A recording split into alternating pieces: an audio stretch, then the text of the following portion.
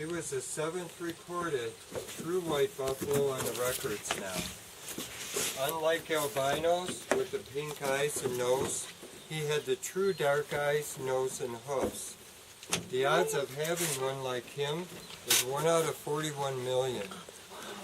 And albinos are 1 out of 17,000. What happens is when a baby is born, the mom leaves the herd.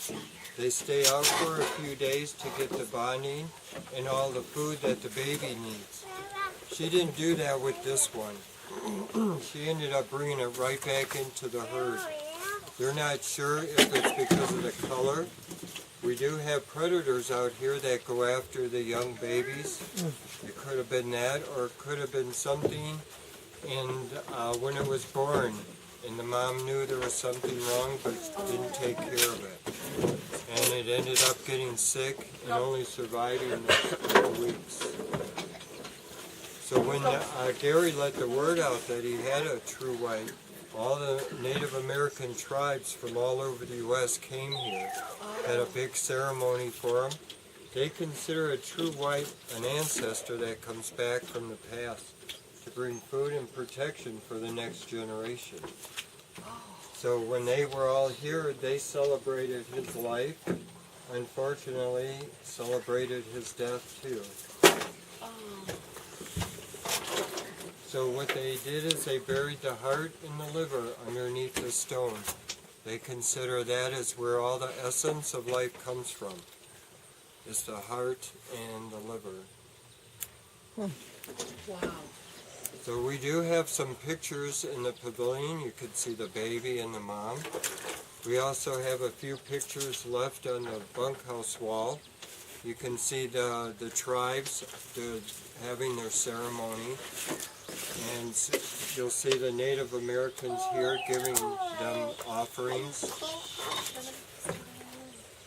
And they were just celebrating his life. They consider that a very spiritual animal, very sacred. So now, years ago when they used to see a white buffalo in a herd, they were never allowed to shoot any of them because they were blessed by the spirit of the white buffalo.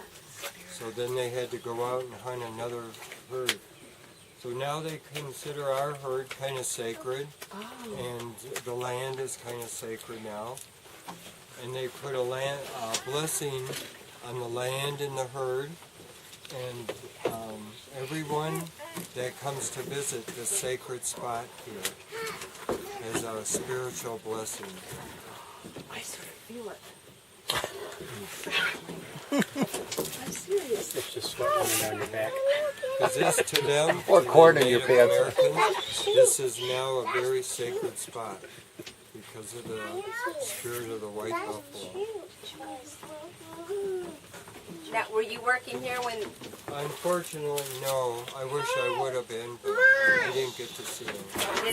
They weren't forecasting that he would die that quickly then? No, they averaged, the whites and albinos averaged 20 years. And these guys that you fed averaged 40. Okay. Wow. Because there was just sometimes nature knows what's going to happen, and if something's wrong with their babies, they seem to know. So they don't feed it or take care of it. Thank you. Thank you. Is there anybody have any questions about it? They lose some of their coat in the summertime? Yes, they do. They grow a very thick winter coat. Okay. And then in the summertime, you'll see it starting to peel, because what they do is they scratch on trees and No, not in a week or so. to peel it I off. just heard them. Because maybe it's not today. like we could go out there and just kind of comb them out. Because they are wild animals and they'll come after you. So they just do it naturally. Is that thunderstorm? I think we got plenty of time to get home before it actually. It's a long ways away. He knows the weather pretty well, so he'd get us You there. youngsters, we are this ranch. It's now in the history books, the school books, I know, honey. and someday you may run into it. se murió aquí o qué? It'll have a big chapter on Native Americans in Buffalo, and we're in that in the school book. So someday you'll come around, read about it. And if you ever do, then you actually was here visiting the sacred spot. You would become part of history. Agua, Judy. Okay, that's probably good.